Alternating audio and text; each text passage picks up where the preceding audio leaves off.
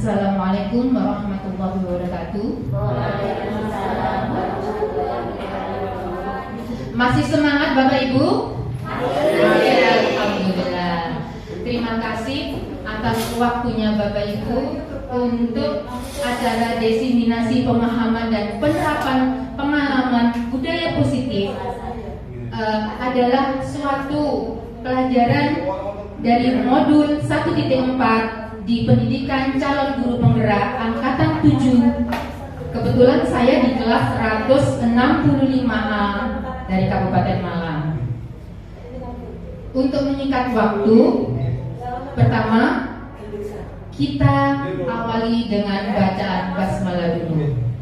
Monggo sama-sama membaca basmalah.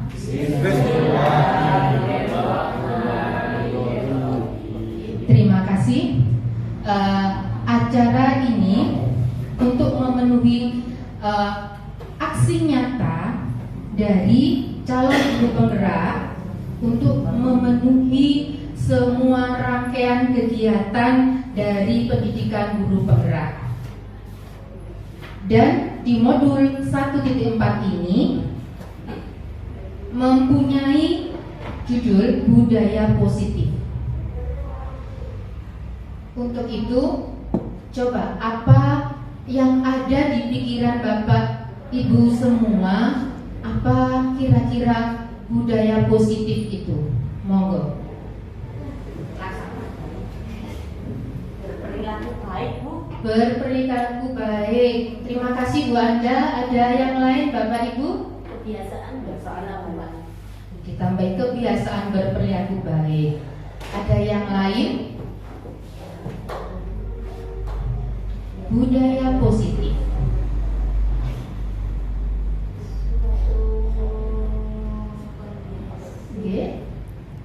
Suatu kondisi yang tradisi di suatu kondisi di suatu tempat. Oke. Jawaban panjenengan semua betul. Oke, terima kasih. Budaya positif itu tepatnya nilai-nilai atau keyakinan-keyakinan dan kebiasaan-kebiasaan di sekolah yang berpihak pada murid agar murid dapat berkembang menjadi pribadi yang kritis, penuh hormat dan bertanggung jawab. Maaf, biasa tadi.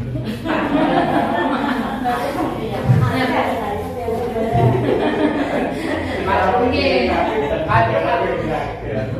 Ternyata Anda panjenengan semua bisa tertawa, itu intermezzonya. Oke, budaya positif bisa dikatakan dengan motivasi. Maka motivasi intrinsik akan terbangun yang akan menggerakkan motivasi dalam diri murid untuk mencapai tujuan mulia yang diinginkan. Misalnya, kita memberi contoh perilaku baik kepada murid. Itu termasuk budaya positif. Menurut Ki Hajar Dewantoro, pendidik itu ibarat sebagai petani. Lahannya itu adalah sekolah. Padi, jagung, dan segala sayur-sayur itu adalah muridnya. Tugas petani itu adalah memupuk, menyirami, mengkondisikan lahannya menjadi subur. Tetapi tidak bisa mengotak-atik tumbuhan itu. Misalnya padi sudah cikal bakalnya padi dirubah jadi jagung, tidak bisa. Artinya apa? Murid itu mempunyai karakter sendiri-sendiri. Tugas guru adalah menuntun, menebalkan karakter murid yang positif dan menipiskan karakter-karakter negatif. Kita tidak bisa merubah karakter murid. Itu yang telah kami peroleh dalam pendidikan.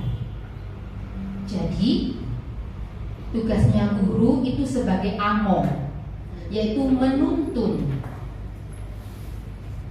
bukan mengubah karakter. Di dalam budaya positif ini, konsep intinya adalah satu, perubahan paradigma belajar.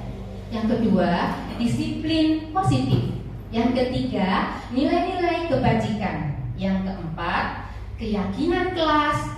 Yang kelima, kebutuhan dasar manusia. Yang keenam, motivasi perilaku manusia. Yang ketujuh, itu hukuman, konsekuensi, dan restitusi. Yang kedelapan, posisi kontrol guru. Dan terakhir adalah segitiga restitusi. Para pembelajaran dengan paradigma baru. Apa sih pembelajaran paradigma baru itu? Pembelajaran yang berorientasi kepada penguatan kompetensi dan pengembangan karakter yang sesuai dengan nilai-nilai Pancasila. Pembelajaran paradigma baru memastikan praktek pembelajaran yang berpusat pada murid. Kalau dulu kita sebagai murid itu pembelajaran berpusat pada guru. Tetapi sekarang tidak, berubah 180 derajat. Pembelajaran berpusat pada murid, yang mana setiap murid belajar sesuai dengan kebutuhan dan tahap perkembangannya. Pembelajaran paradigma baru dilakukan melalui kegiatan pembelajaran di dalam kelas atau intrakurikuler dan di luar kelas, kokurikuler dan ekstrakurikuler. Pembelajaran kokurikuler berprinsip pembelajaran interdisipliner yang berorientasi pada pengembangan karakter dan kompetensi umum. Pembelajaran ekstrakurikuler dilaksanakan sesuai dengan minat murid dan sumber daya satuan pendidik. Nah, di sini pembelajaran berorientasi pada penguatan kompetensi, pengembangan karakter yang sesuai dengan nilai-nilai Pancasila. Pembelajaran paradigma baru memastikan praktek pembelajaran yang pusat pada murid, yang mana setiap murid belajar sesuai dengan kebutuhan dan tahap perkembangannya. Salah satu di laman guru Kemendikbud.go.id.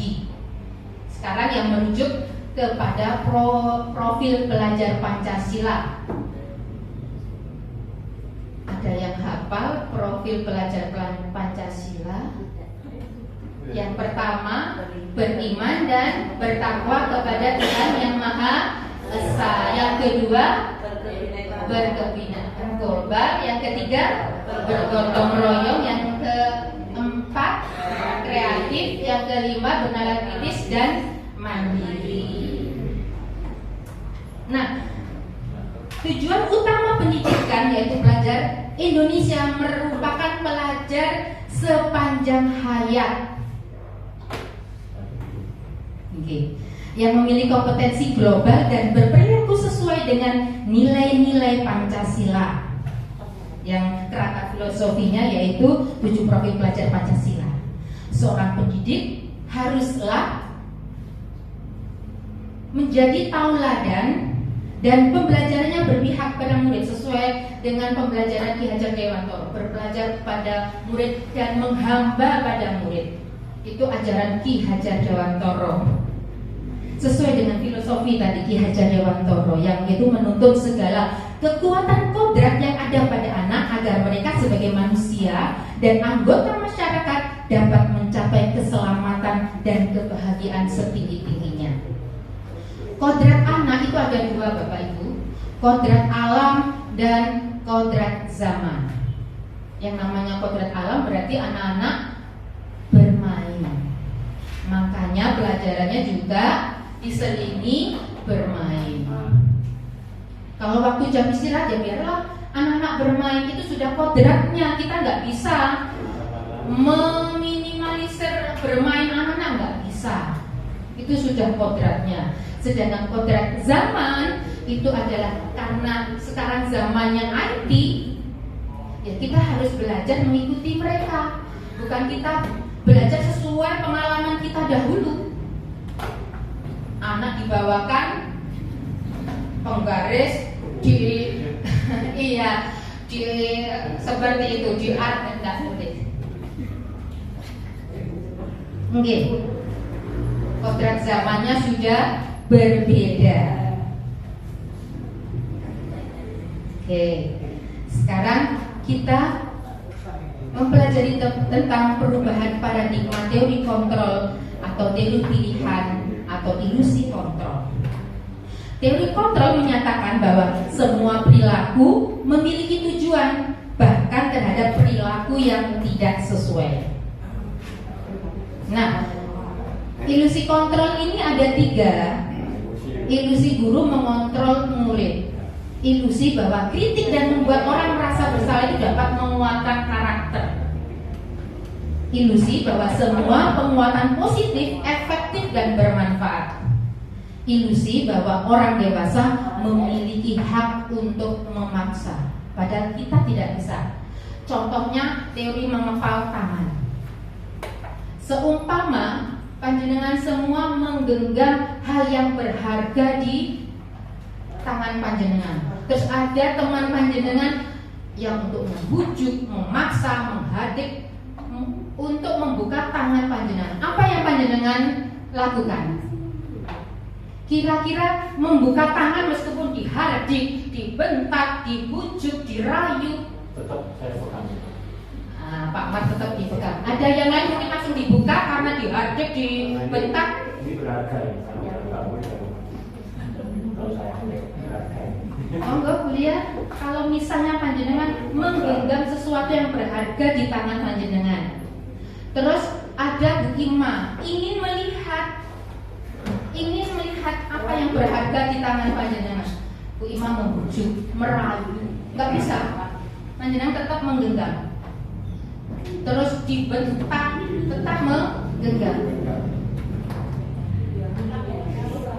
Apakah langsung setelah dibentak yang dibuka atau tetap menggenggam? Saya pukul. Berarti apa ini teori menggenggam tangan? Kontrol itu ada di panjenengan. Demikian dengan anak-anak Bapak Ibu.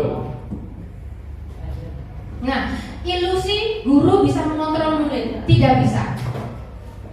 Yang tadi saya sampaikan, kita bisa menebalkan karakter-karakter anak yang positif. Kita harus selalu memotivasi anak-anak untuk berkarakter positif. Itu teori kontrol. Nah, yang kedua, ilusi bahwa kritik membuat orang merasa bersalah dan dapat menguatkan karakter. Itu juga adalah hal yang tidak dapat dilakukan. Menggunakan kritik dan rasa bersalah untuk mengontrol murid menuju pada identitas gagal. Mereka belajar untuk merasa buruk tentang diri sendiri, tentang diri mereka sendiri. Mereka mengembangkan dialog diri yang negatif. Itu kalau kita selalu mengkritik dan membuat rasa bersalah mereka. Akibatnya mereka adalah pribadi yang atau identitas yang gagal. Kadangkala sulit bagi guru untuk mengidentifikasi bahwa mereka sedang melakukan perilaku ini, karena seringkali guru cukup menggunakan suara halus untuk menyampaikan pesan negatif. Nah, yang ketiga, ilusi bahwa semua menguatkan positif dan efektif dan bermanfaat. Penguatan positif atau bujukan adalah bentuk-bentuk kontrol. Segala usaha untuk mempengaruhi murid agar mengulangi suatu perilaku tertentu adalah suatu usaha untuk mengontrol murid tersebut dalam jangka waktu tertentu. Kemungkinan murid tersebut akan menyadarinya dan mencoba untuk menolak bujukan kita, atau bisa jadi murid tersebut menjadi tergantung pada pendapat sang guru untuk berusaha. Ini ilusi bahwa semua penguatan positif, efektif dan bermanfaat. Ternyata tidak. Contohnya apa? Kita beri hadiah. Murid dalam jangka pendek akan nurut pada kita karena apa? Ada embel-embel hadiah. Dalam jangka panjang tidak. Akibat lain apa? Murid akan nurut pada hanya satu guru saja, yang lain tidak. Yang keempat, ilusi bahwa orang dewasa memiliki hak untuk memaksa. Itu tidak bisa. Tadi saya contohkan Dewi mengepal tangan, anak juga gitu.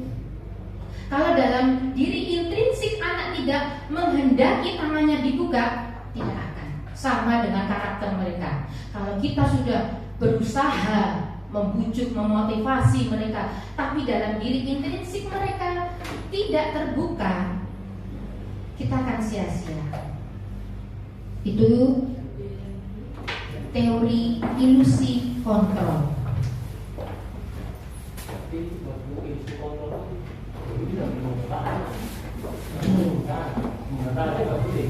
Tidak boleh. Iya, betul. Betul. Zaman kita jadi murid dan sekarang kita jadi guru itu berbeda. Kalau dulu, betul. Kalau dulu bentakan itu efektif, tapi sekarang tidak. Anak jadi merasa dendam. Itu jangka panjangnya. Oke. Kita bandingkan mengubah paradigma stimulus, respon, dan pendekatan teori kontrol. Stimulus itu adalah respon merangsang. Nah, stimulus respon itu kita coba mengubah orang. Pendapatnya itu ada kita mencoba mengubah orang agar pandangan sama dengan kita. Berperilaku buruk dilihat sebagai suatu kesalahan. Orang lain bisa mengontrol kita, mengontrol saya. Saya bisa mengontrol orang lain. Pemaksaan ada pada saat rujukan gagal. Model berpikir stimulus respon ini menang dan kalah. Tapi kalau teori kontrol atau pilihan beda. Kita berusaha memahami pandangan orang lain tentang dunia. Kita sebagai pendidik berusaha memahami dunia anak-anak, dunia anak didik kita yang mempunyai berbagai macam karakter, terus cara belajar. Itu semua perilaku memiliki tujuan. Kita tidak boleh ketika anak melakukan suatu kesalahan langsung dihukum. Mereka pasti punya tujuan, memiliki tujuan.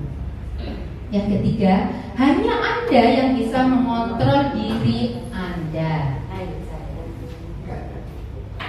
Oke.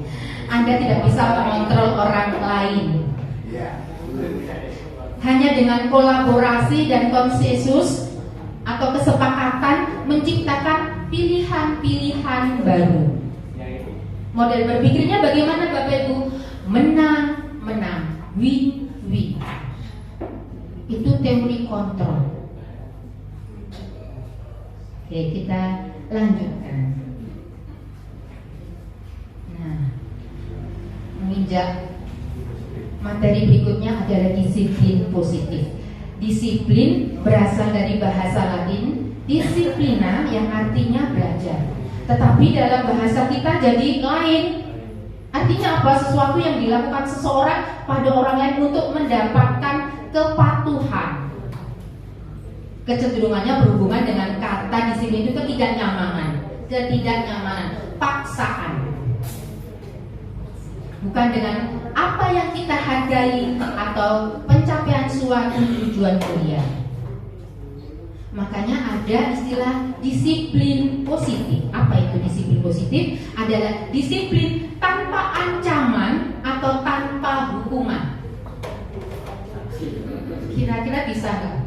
Disiplin positif tanpa ancaman dan hukuman. Oke, nanti kita belajar. Dengan menerapkan apa disiplin positif dapat meningkatkan kesadaran siswa. Ini efeknya dalam membentuk karakter positif. Disiplin positif dapat dibuat melalui kesepakatan antara pendidik dan murid agar murid merasa terlibat dan bertanggung jawab dalam menjalankan disiplin tersebut. Jadi disiplin positif itu kita libatkan murid-murid kita. Sebagai pendidik, tujuan kita adalah menciptakan murid yang memiliki disiplin diri, yaitu mereka yang bisa berperilaku dengan mengacu pada nilai-nilai kebajikan universal dan memiliki motivasi intrinsik yang ada dalam diri mereka, bukan ekstrinsik atau dari luar, ancaman, hukuman, bujuk rayuan, bukan seperti itu. Agar apa? Menuju perilaku yang lebih baik. Itu yang dikatakan disiplin positif. Berarti ada disiplin yang negatif. Oke. Disiplin positif ini ada hubungannya dengan nilai-nilai kebajikan. Apa sih nilai-nilai kebajikan itu? Nilai-nilai kebajikan adalah sifat-sifat positif manusia yang merupakan tujuan mulia yang ingin dicapai setiap individu, bersifat universal atau global dan lintas bahasa, suku, bangsa, agama maupun latar belakang. Artinya nilai-nilai kebajikan tidak memandang agama, suku, budaya, jenis kelamin. Itu adalah nilai-nilai kebajikan. Kalau di Indonesia sekarang nilai-nilai kebajikannya adalah profil pelajar Pancasila. Kalau di luar negeri, di Swiss itu ada IBO Primary Years Program.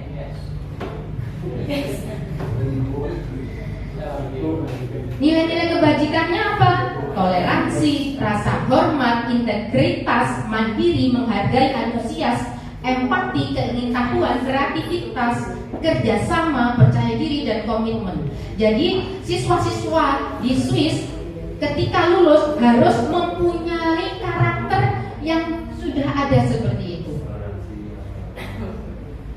Kalau di Indonesia baru digaungkan profil pelajar Pancasila. Atau yang mungkin yang dulu untuk Bapak Ibu yang senior, nilai-nilai kebajikannya. Untuk yang sudah senior, kalau sekarang kan profil pelajar Pancasila, beriman, bertakwa kepada Tuhan Yang Maha Esa. Istilahnya apa? Istilahnya yang apa? Mengambil dari butir-butir Pancasila. P4. Oke, bersumber dari P4. Penghayatan pengamalan Pancasila. Nah, terus dipetak dengan namanya butir-butir Pancasila. Itu kalau saya rasa 35 butir. Guru senior kita. Yes. Kita akan terima kasih Bapak. Kita ini profil pelajar Pancasila isinya itu tidak kalah dengan di luar negeri. Ada lain the seven essential virtues atau building moral intelligence, yaitu empati, suara hati, kontrol diri, rasa hormat, kebaikan, toleransi, dan keadilan. Di profil pelajar Pancasila itu ada nilai plusnya Bapak Ibu, beriman, bertakwa kepada Tuhan Yang Maha Esa. Kalau di luar negeri tidak ada seperti ini. Nah,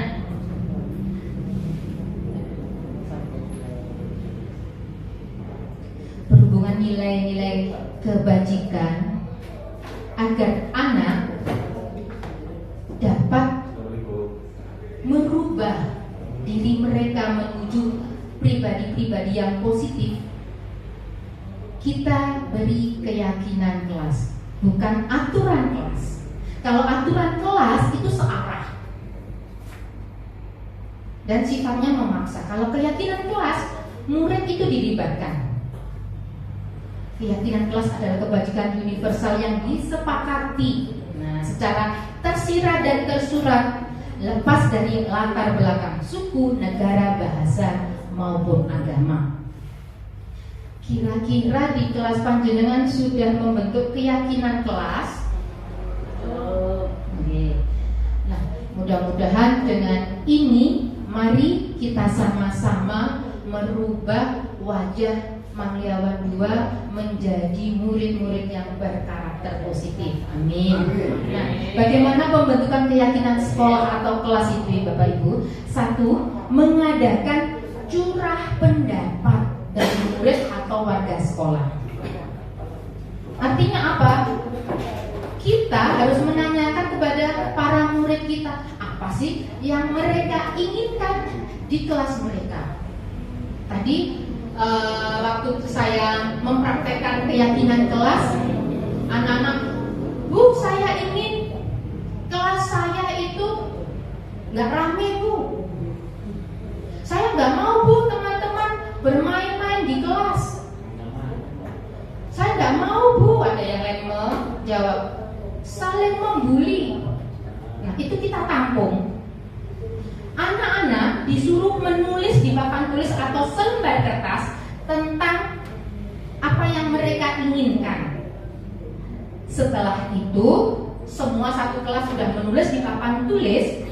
Nah, kita sebagai pendidik menyusun keyakinan kelas sesuai prosedur pembentukan keyakinan kelas atau sekolah. Contohnya bagaimana? Anak-anak kan tidak tahu bahwa kalimat yang mereka gunakan adalah kalimat negatif. Contoh, dilarang ramai di kelas, itu kan kalimat negatif. Dilarang membuli teman, kalimat negatif. Nah, kita sebagai pendidik itu berkewajiban mengubah kalimat negatif menjadi kalimat positif untuk pembentukan keyakinan kelas. Misalnya tadi saya contohkan, jangan berlari di kelas. Kita ganti kalimat positifnya, berjalanlah di kelas. Jangan, itu adalah kalimat negatif. Jangan membuli teman-temannya, hormatilah temanmu. Itu keyakinan, pembentukan keyakinan sekolah di poin 2. Yang nomor 3, tinjau kembali daftar curah dengan menemukan nilai kebajikan. Setelah anak-anak menulis dan kita rubah jadi kalimat positif, kita kelompokkan menjadi kalimat atau nilai-nilai kebajikan. Contohnya yang tadi, jangan membuli teman, kita ganti hormatilah teman. Itu nilai-nilai kebajikannya. Yang keempat, anak-anak kan biasanya kalau menulis banyak, kita batasi. Keyakinan kelas itu kita batasi, jangan banyak-banyak. Anak akan bingung untuk melaksanakan keyakinan kelas. Kita batasi sampai 3 atau 7 keyakinan kelas. Setelah itu meninjau ulang dan menyetujuinya dengan menandatangani keyakinan sekolah atau kelas tersebut. Setelah anak-anak selesai dengan terbentuknya keyakinan kelas, anak-anak disuruh tanda tangan. Kita sebagai pendidik juga tanda tangan. Nah, itu. Nah, contohnya dari mulai kelas 1 sudah bisa. Ini contohnya yang saya ambil. Ada 5 poin. Setiap anggota kelas perlu belajar. Setiap anggota kelas perlu senang. Setiap anggota kelas perlu melakukan tugas. Setiap anggota kelas perlu saling menghargai. Dan setiap anggota kelas perlu merasa aman. Dan saya ambil juga contohnya keyakinan kelas 5. Beda, kalimatnya beda. Yang pertama, selalu bersikap positif, senantiasa menjadi diri yang terbaik, percaya dan menghormati orang lain serta barang miliknya.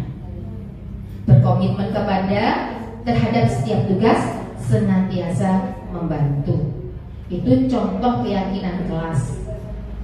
Nah, selain format kalimat tersebut, ada, kalau yang di SD ada 2, kalau contoh yang lain SMP ada. Saya menyadur 2 saja yang pas dengan sekolah kita. Ada lagi keyakinan kelas adalah ada 2, guru tugasnya dan murid tugasnya. Ini yang menulis anak-anak. Meskipun tugas guru yang menulis anak-anak, menurut kalian tugas guru itu apa?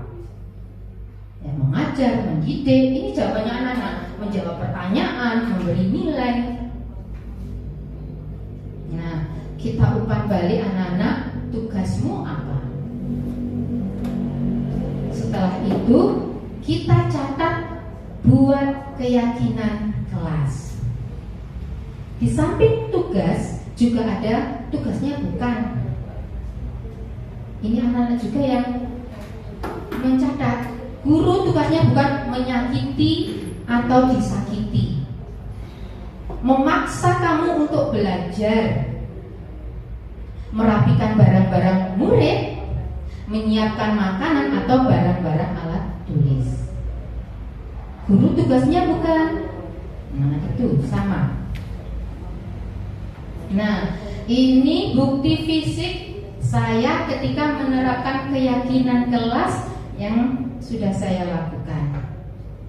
Yang gambar pertama adalah curah pendapat. Yang kedua, anak-anak menulis di papan tulis kira-kira apa yang diinginkan, apa yang mereka inginkan, suasana kelas apa yang mereka inginkan. Setelah itu, kita sebagai pendidik mengevaluasi kata-kata mereka dari negatif ke positif, terus dipindah ke nilai-nilai kebajikan. Setelah ketemu nilai-nilai kebajikan, anak-anak disuruh nulis di kertas. Setelah itu ditempelkan. Saya membuat yang paling sederhana saja. Mungkin panjenengan lebih kreatif, lebih bagus daripada saya. Saya yakin itu. Nah, itu keyakinan kelas. Makanya kalau di kelas sekarang peraturan kelas sudah tidak zamannya, tapi yang sekarang adalah keyakinan kelas. Karena melibatkan murid dalam pencapaiannya. Nah, selain itu ada 5 dasar kebutuhan manusia. Ini juga berlaku pada murid. Yang pertama adalah bertahan hidup. Apa saja kebutuhannya? Makan, pakaian, rumah, dan kesehatan. Contohnya kalau si Budi, dia sering mengambil makanan temannya. Berarti kebutuhan dasar yang tidak terpenuhi adalah bertahan hidup. Mungkin uang saku atau uang jajannya sedikit, jadi dia masih lapar dan mengambil makanan teman-temannya. Yang kedua adalah cinta dan kasih sayang. Termasuk apa saja ini? Rasa diterima, dipedulikan, dilindungi, kerjasama, dan menjadi bagian dari kelompok. Ketika murid-murid kita menyendiri, berarti mereka kurang kebutuhan akan cinta dan kasih sayang.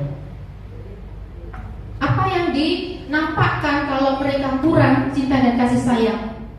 Mungkin dia ditunjukkan dengan tindakan yang ingin, iya boleh, caper, cari perhatian. Itu mereka kurang cinta dan kasih sayang. Atau bahkan ada yang pendiam, menyendiri. Yang ketiga adalah penguasaan. Yang termasuk penguasaan adalah harga diri, keinginan untuk dianggap, memimpin, berprestasi, disukai dan di depan. Saya bertanya kepada Bapak Ibu, apakah ada murid panjenengan yang ketika pembentukan ketua kelas dia langsung tunjuk tangan, saya Bu jadi ketua kelas? Nah, itu berarti dia kurang dari 5 kebutuhan dasar manusia, yaitu penguasaan. Dia ingin diakui.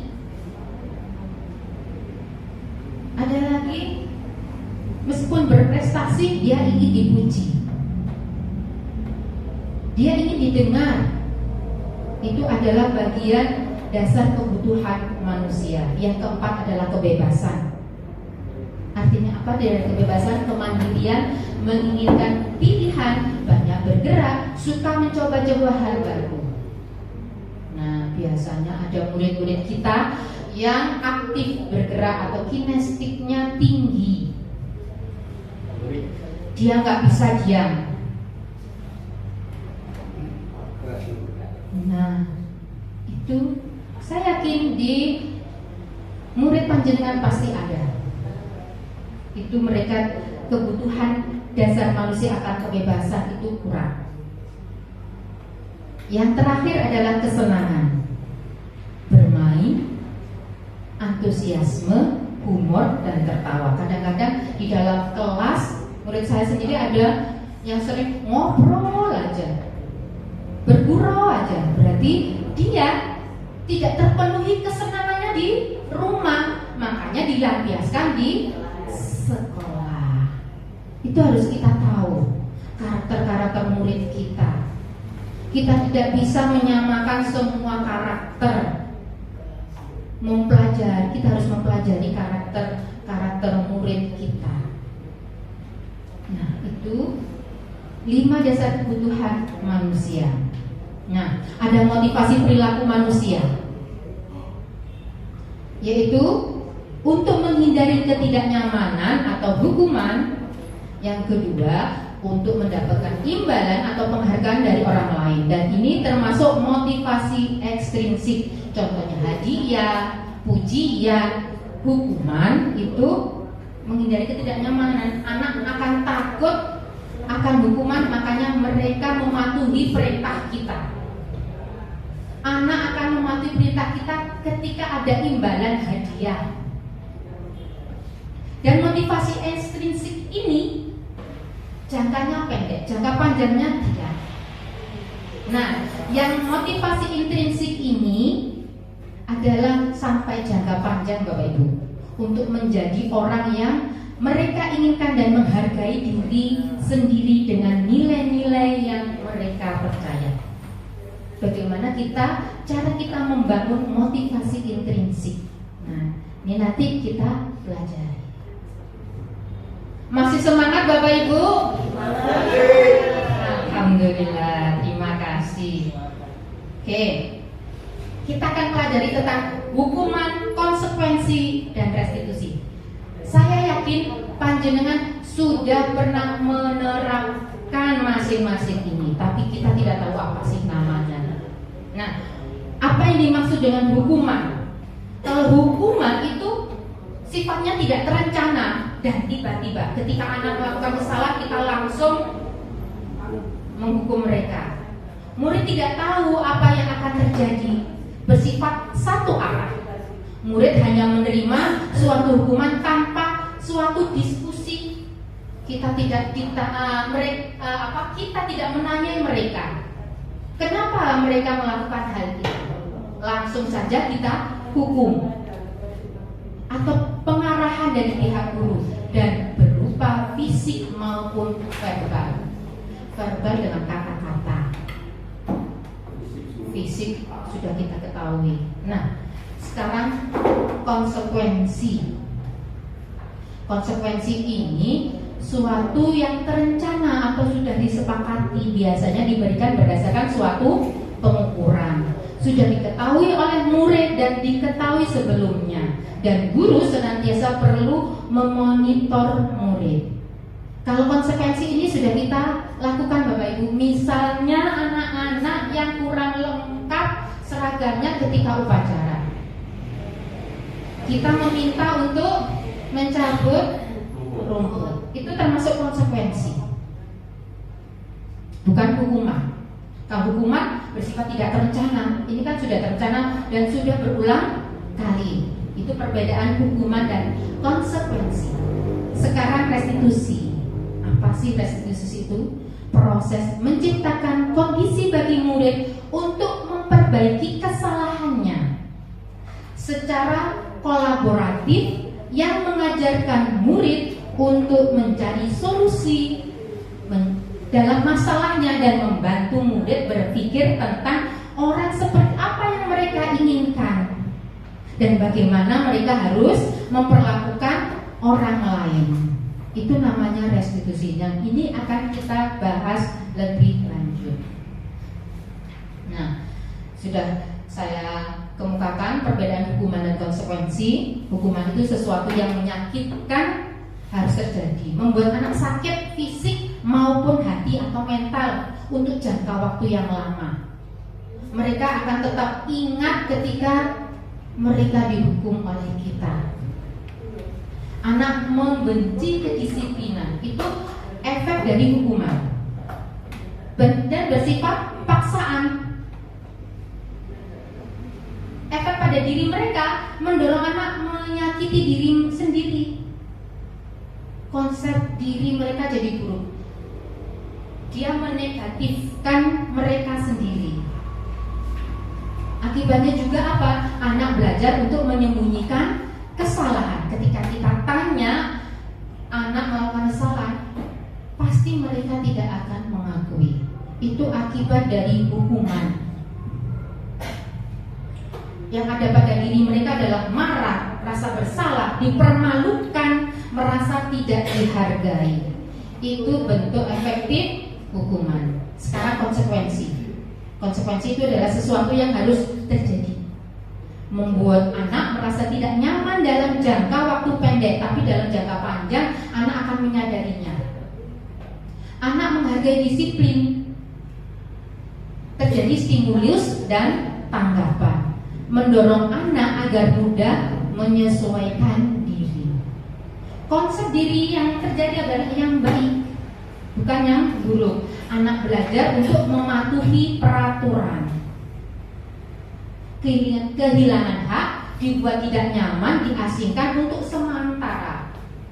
Tapi efeknya dalam jangka panjang mereka akan membentuk karakter yang positif, disiplin yang positif. Itu konsekuensi. Kalau hukuman negatif, asosiasinya negatif. Kalau konsekuensi ini netral, ada yang positif. Nah, hukuman, konsekuensi, dan restitusi, identitas gagal itu adalah hukuman. Akibatnya anak-anak menjadi negatif. Mereka merasa jadi korban. Anak akan tersakiti. Mereka mempunyai perilaku pasif agresif meningkat. Coba panjenengan angan-angankan ketika panjenengan melakukan hukuman, reaksi anak-anak bagaimana? Ada yang takut? Ada yang agresif? Nah, itu menunjukkan bahwa identitas mereka gagal. Apalagi berlaku hanya pada sebuah institusi, tidak berlaku pada kehidupan nyata. Mereka hanya mematuhi perintah kita ketika di sekolah. Contoh, buanglah sampah pada tempatnya. Ini saya alami. Saya yakin di sekolah mereka, saya ini ada di desa saya di Banjarjo. Mereka di sekolah mereka bersih. Tapi ketika pulang sekolah, di rumah mereka buang sampahnya sembarangan. Nah, akibatnya juga murid membenci peraturan. Konsekuensi, anak pribadinya jadi netral. Murid akan menghormati peraturan. Tapi kalau restitusi, nanti kita pelajari restitusi apa? Merupakan pilihan. Korban mendapat ganti. Nah, apa itu ganti? Murid dapat mendapatkan penguatan. Masalah terpecahkan. Murid belajar bertanggung jawab untuk perilakunya. Fokus pada pemecahan masalah dalam jangka waktu yang panjang. Pertanyaannya, apa yang kamu yakini? Apa yang kamu bisa lakukan untuk memperbaiki masalah ini? Akibatnya murid akan menghormati dirinya dan orang lain. Ini identitas sukses, konsekuensi dan restitusi. Bedanya kalau konsekuensi itu sifatnya netral, kalau restitusi itu positif. Saya yakin panjenengan pernah mengamalkan restitusi, tapi kita tidak tahu apa namanya restitusi ini. Maaf.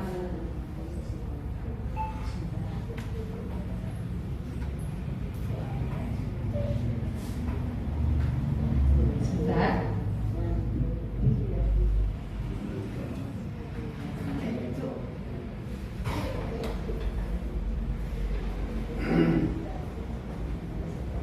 Nah, ini konsekuensi yang sudah saya terapkan ketika bangku-bangku anak-anak banyak coretan-coretan tip X. Nah, konsekuensinya saya meminta, bukan menyuruh ya, meminta mereka membersihkannya. Meminta mereka membawa, waktu itu adalah minyak kayu putih dan kapas. Alhamdulillah meja mereka di kelas 4A bersih sekarang. Kalau dulu penuh coretan. Nah, ini berhubungan dengan kita. 5 posisi kontrol. Dulu saya juga menerapkan posisi sebagai penghukum. Seorang penghukum bisa menggunakan hukuman fisik maupun verbal. Saya juga pernah melakukan membuat rasa bersalah murid. Biasanya kalau membuat rasa bersalah ini ngomongnya halus. Kalau penghukum ini dibentak, suaranya agak tinggi. Kalau membuat rasa bersalah ini suaranya pelan. Akan menggunakan keheningan yang membuat orang lain merasa tidak nyaman, bersalah atau rendah diri. Saya juga pernah melakukan posisi kontrol sebagai teman. Kita tidak akan menyakiti murid, namun akan tetap berupaya mengontrol murid melalui pendekatan persuasif. Pemantau. Posisi yang keempat adalah pemantau. Memantau berarti mengawasi. Pada saat kita mengawasi, kita bertanggung jawab atas perilaku orang-orang yang kita awasi. Itu pemantau. Nanti contoh-contohnya akan dipelajari lebih lanjut. Yang terakhir yang bagus adalah posisi kontrol sebagai manajer, yaitu posisi di mana guru berbuat sesuatu bersama dengan murid. Dipersilahkan murid mempertanggungjawabkan perilakunya. Kira-kira panjenengan pernah tidak melaksanakan kelima posisi tersebut? Nah, visi anak Nah, itu termasuk posisi kontrol penghukum, pembuat rasa bersalah. Nanti kita pelajari. Nah, coba panjenengan amati video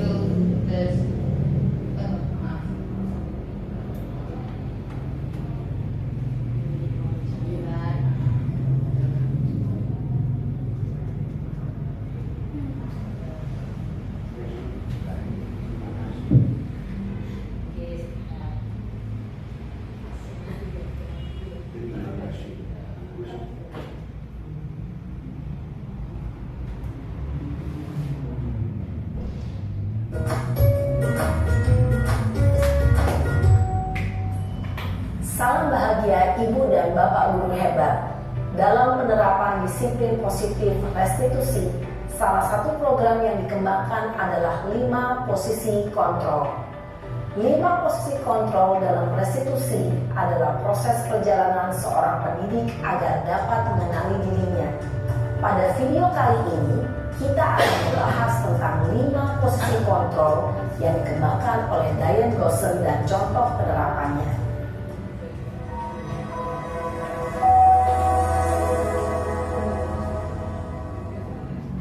5 posisi kontrol itu adalah 1. Posisi penghukum, 2. posisi pembuat merasa bersalah. 3. Posisi teman. 4. Posisi pemantau atau monitor. Dan 5. Posisi manajer. Untuk lebih memahami kelima posisi tersebut, mari kita saksikan kasus Naren yang terlambat hadir 20 menit di sekolah dan melihat bagaimana kelima posisi kontrol dalam menghadapi masalah tersebut. Ini panjenengan amati.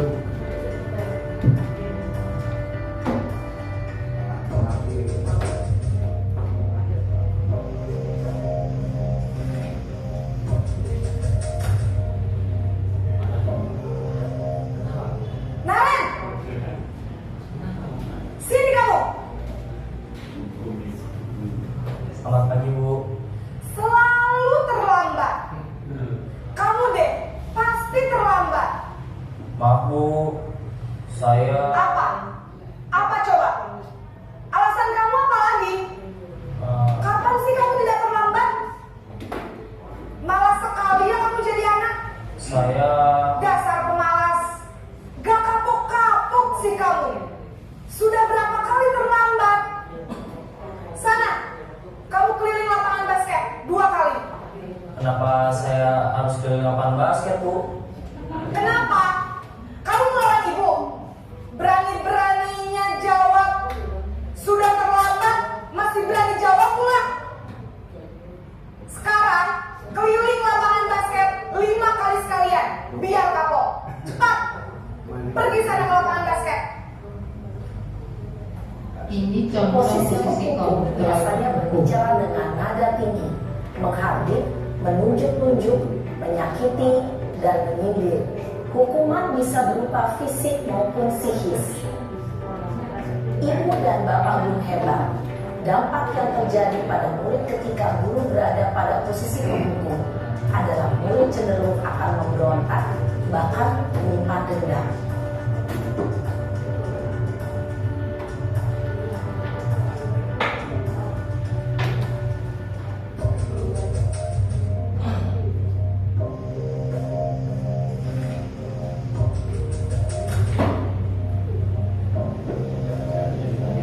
Naren,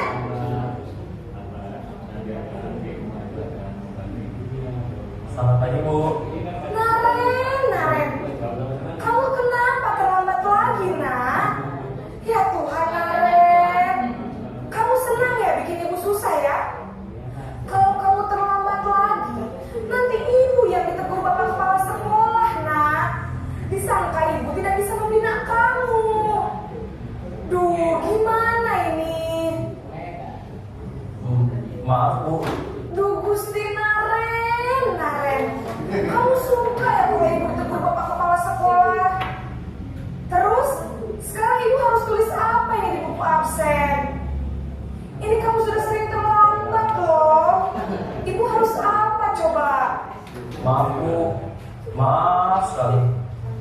Ya sudah, lain kali jangan bikin ibu susah lagi ya nak ya. Ibu tidak akan kuat lagi kalau kamu begini terus. Bisa jantungan kalau ibu ditegur bapak kepala sekolah. Sana cepat ke kelas. Maaf ya, Bu. Maaf sekali. Bukan maaf.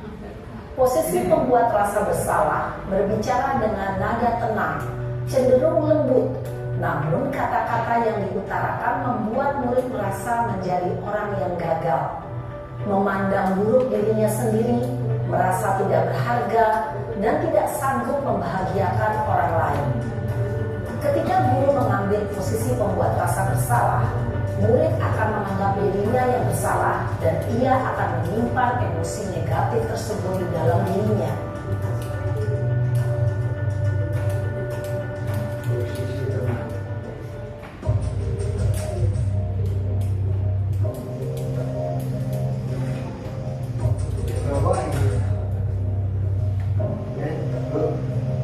Naren,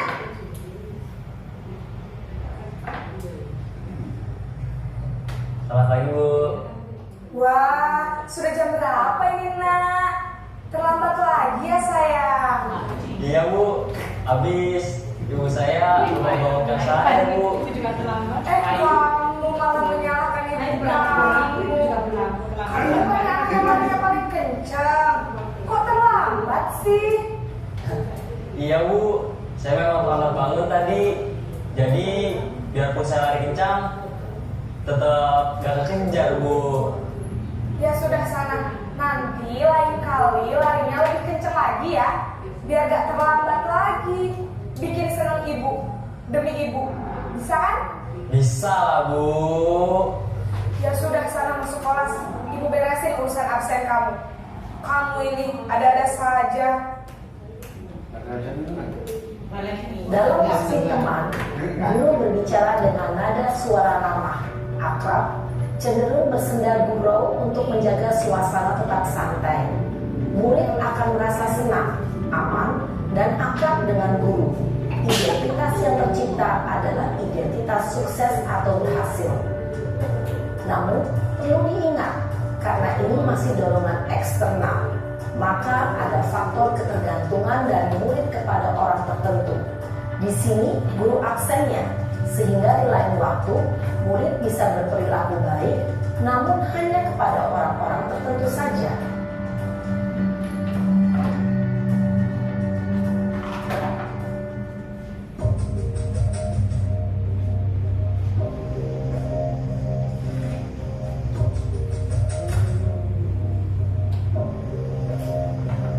Naren!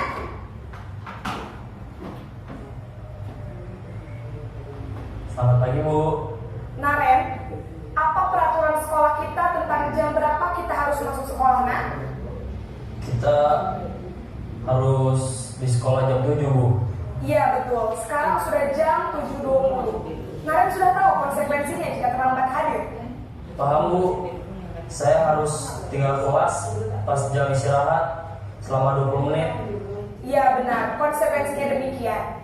Jadi nanti jam 9.30 pas istirahat, kamu harus tinggal di kelas, kerjakan tugas tambahan untuk ketertinggalan kamu, ya? Baik Bu. Posisi pemantau mengandalkan penghitungan atau data untuk mengontrol murid. Guru mengarahkan murid berdasarkan peraturan dan konsekuensi. Seorang pemantau menunjukkan bahasa tubuh dan ekspresi wajah yang datar dan cenderung formal.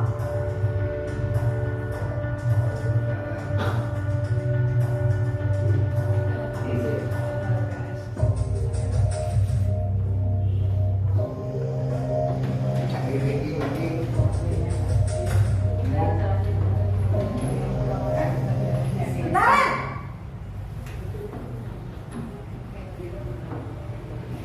Selamat pagi Bu. Selamat pagi Naren. Maaf Bu, saya terlambat. Iya, sekolah masuknya jam 7, sekarang sudah jam 7.20. Jadi sekarang bagaimana ini Naren? Maaf Bu, saya lupa setel alarm saya semalam. Baiklah, menurut kamu, keyakinan sekolah yang mana yang perlu kamu tingkatkan? Menghargai diri sendiri dan orang lain mungkin ya Bu. Setuju. Jadi, apakah Naren meyakini prinsip saling menghormati tersebut? Iya Bu, saya meyakininya. Apakah Naren bersedia memperbaiki masalah keterlambatan ini? Bersedia Bu. Bagaimana kamu akan perbaiki masalah keterlambatan ini? Saya akan coba untuk tidak lupa menyetel alarm saya Bu. Baik, kalau Naren lupa menyetel alarm di rumah, ada orang yang kira-kira bisa bantu mengingatkan tidak? Ada Bu, kakak saya, Kak Emma. Ada lagi selain Kak Emma? Selain Kak Emma, Itu posisi kontrol. Nah, apa sih yang terjadi ketika kita melaksanakan sebagai posisi kontrol? Misalnya penghukum, tadi sudah dijelaskan, guru berbuat menghadik, menunjukkan, menyakiti. Tapi sebagai manajer mengajukan pertanyaan-pertanyaan. Kalau penghukum, guru berkata, kalau kamu tidak melakukannya, awas ya, rasakan dengan nada tinggi. Tapi kalau posisi manajer, apa yang kita yakini, apa yang bisa kau kerjakan untuk memperbaiki masalah ini. Hasilnya bagaimana? Kalau penghukum, anak menjadi pemberontak, menyalahkan orang lain dan berbohong. Kalau pembuat rasa bersalah, menyembunyikan dan menyangkal, akhirnya juga berbohong. Kalau posisi kontrol kita sebagai teman, anak menjadi ketergantungan. Kalau posisi pemantau, anak menjadi menyesuaikan diri bila diawasi. Kalau tidak diawasi, mereka juga tidak disiplin. Tapi kalau posisi kita sebagai manajer, itu akan menguatkan pribadi mereka. Nah, kaitan dengan dunia berkualitas, murid akan meletakkan guru di luar dunia berkualitas mereka. Kalau kita memposisikan sebagai penghukum, kalau pembuat rasa bersalah, murid akan meletakkan guru di dalam dunia berkualitas. Kalau sebagai teman, murid meletakkan guru sebagai orang yang sangat penting di dunia berkualitas mereka. Kalau pemantau, murid meletakkan guru untuk sebagai guru peraturan atau hukum di dunia berkualitas mereka.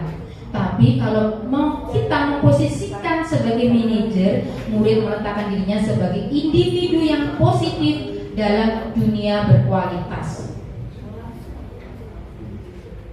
Nah, kalau kita menghukum, murid berkata apa?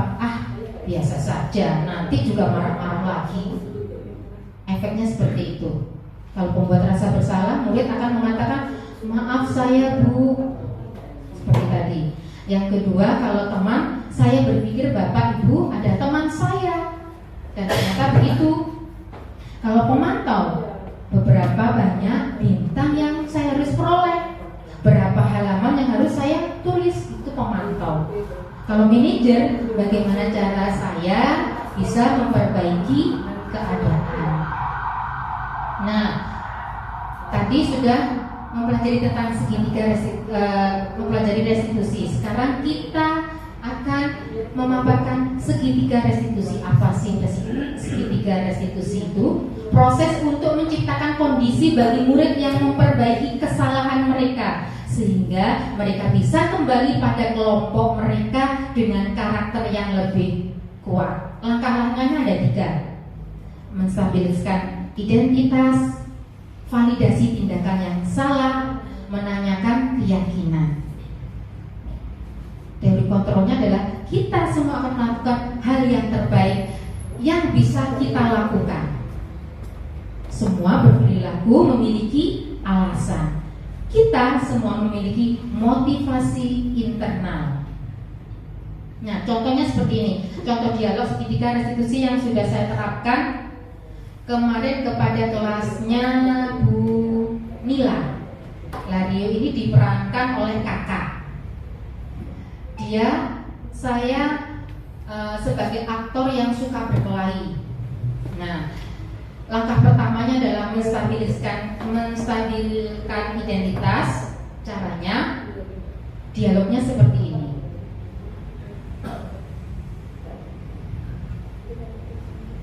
Yang kedua, langkah kedua adalah validasi tindakan yang salah.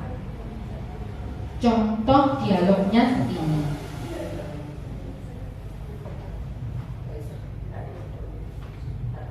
Yang terakhir, nah ini yang menanyakan keyakinan. Saya yakin panjenengan semua pernah melaksanakan segitiga restitusi, tapi tidak sampai ke tahap yang ini, menanyakan keyakinan. Akibatnya apa pada murid? Mereka akan menyadari kesalahannya dan memperbaiki kesalahan yang mereka berbuat. Nah, ini contohnya sudah saya videokan. Penutup.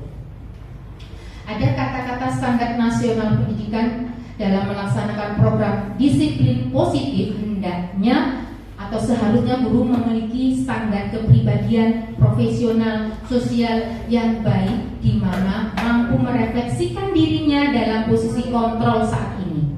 Bagaimana perjalanan dirinya sebagai among atau manajer atau penuntun yang menuntun murid-muridnya menjadi insan yang mandiri, merdeka, dan bertanggung jawab. Terima kasih. Terima kasih Bapak Ibu telah menyediakan waktu untuk aksi nyata saya. Mudah-mudahan amal panjenengan ya diijabahi oleh Allah semuanya. Amin ya rabbal alamin. Wabillahi taufiq wal hidayah. Wassalamualaikum warahmatullahi wabarakatuh. Waalaikumsalam warahmatullahi wabarakatuh.